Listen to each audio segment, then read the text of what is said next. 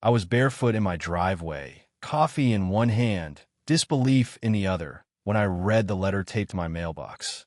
"You are being fined $50,000, it said, for non-compliant grass length, an unsanctioned mailbox color, and a suspiciously whimsical garden gnome." I read it again, and then again.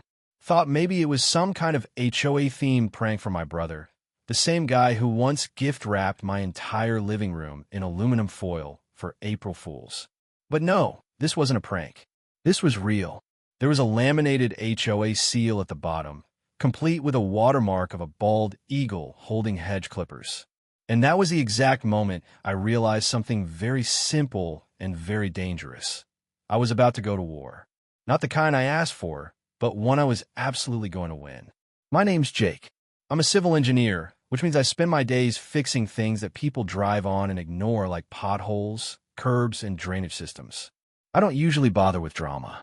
10 years ago, I bought a house on the edge of Silver Ridge Estates, mostly for the workshop out back and the big yard where I could tinker on old motorcycles. The previous owner was a retired highway contractor. Sold me the place with one weird clause in the deed. I owned the road. The one that ran into the entire neighborhood. Didn't think much of it at the time. The road was paved, plowed, and peaceful. No HOA, no complaints. That was until last year, when a new HOA board took over. And leading that charge, in mirrored aviators and a relentless thirst for power, was Karen Whitmore. Now, I wish I were being funny when I say Karen seemed like she woke up every morning and said, "How can I ruin someone's day before breakfast?" But that was her thing. Control.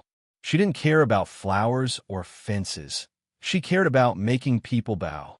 And unfortunately for her, she picked the wrong neighbor to push. The letter came on a Monday, hand-delivered by a teenage boy with fear in his eyes who muttered, "Good luck," before running away like I was radioactive.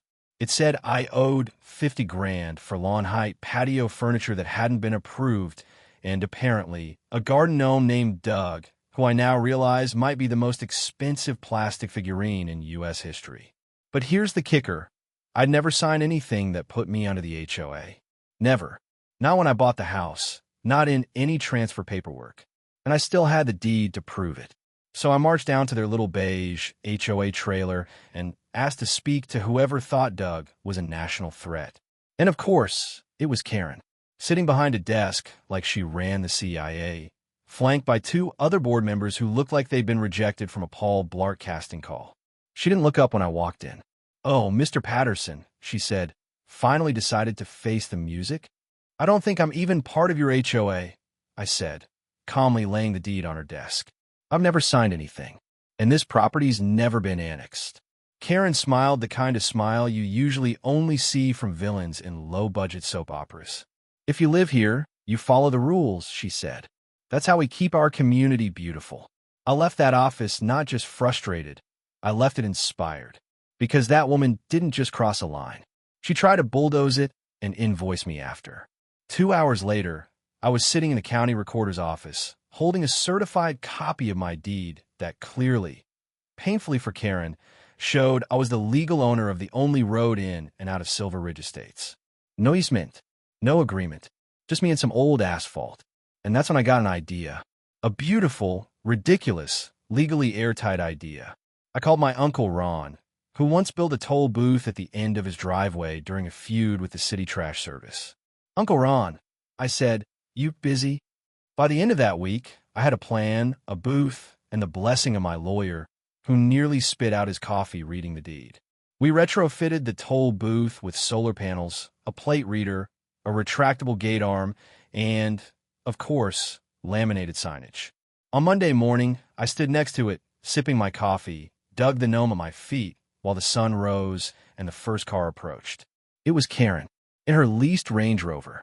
She slammed the brakes, stared at the gate, and rolled down her window like she was about to bark orders in a war room. "You can't do this," she said. "Oh, but I can," I replied, pointing at the deed taped behind the glass. "Private road. Tolls begin today. Residents, $3. HOA board, $15. "You're insane," she hissed. "Maybe," I said, "but I'm also debt-free. You want to go through? Pay the toll." Behind her, cars began piling up. And the looks on those drivers' faces, confused at first, then intrigued, then delighted, were priceless. Some folks paid the toll with cash. Others just rolled through once they signed my not under HOA jurisdiction waiver. One guy handed me a Diet Coke and said, "About damn time." Karen, meanwhile, sat in her SUV, fuming like a kettle. And it got better. I set up a little coffee stand beside the booth. Gave out free coffee on Saturdays. Kids started calling me Toll Troll Jake. Doug got a little cape. The community started changing. Smiles, small talk, real people showing real joy for the first time in years. But of course, Karen wasn't done. She tried everything: compliance inspections, threats, legal letters. She even accused me of revenue theft and tried to file a cease and desist. So I hit her back with a lawsuit. 18 years of unpaid back rent for unauthorized road use. Total? $187,000. Her next move? She tried to build a new road through protected green space without permits. Got caught red-handed by the city. That's when the neighborhood started turning. People started showing up at my booth with cookies and thank you notes. Someone crocheted Doug a scarf. But then came the big one. Karen tried to forge an easement document.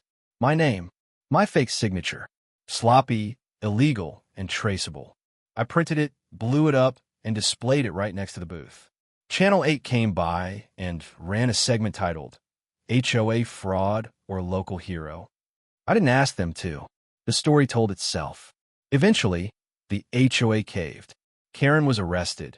Misuse of funds, trespassing, destruction of private property. Greg and Bonnie, her lieutenants, tried one last trick, claiming emergency authority to seize the road. But someone leaked their forged documents too. I gave them a choice: public apology, reimbursement for my legal fees, and permanent relinquishment of all claims, or I take it to court and sue them into the next fiscal decade. 3 days later, Greg read a formal apology into a microphone in front of half the neighborhood. Bonnie cried. Doug stood proud on his pedestal, a plaque at his feet. Protector of the road. Now, the booth serves free espresso on weekends. The HOA? Gone. People paint their mailboxes rainbow. One guy even installed a windmill. No one asks why. Because here, now, we're free. And the best part? The kid on his bike who stopped by the other day. "Hey, mister," he asked, "is the toll still real?" "Only if the HOA comes back," I said with a smile. He laughed and rode off down the street, our street. So now, I've got a question for you watching this. Have you ever dealt with a Karen? Have you ever had to fight for your space, your peace, your right to decorate your yard with a gnome named Doug? Drop your stories in the comments. Let me know, was I right, or did I go too far? What would you have done? And do you think HOA boards have too much power? I'll be reading, probably with a fresh cup of Toll Troll roast and a satisfied grin on my porch in the Karen-free zone.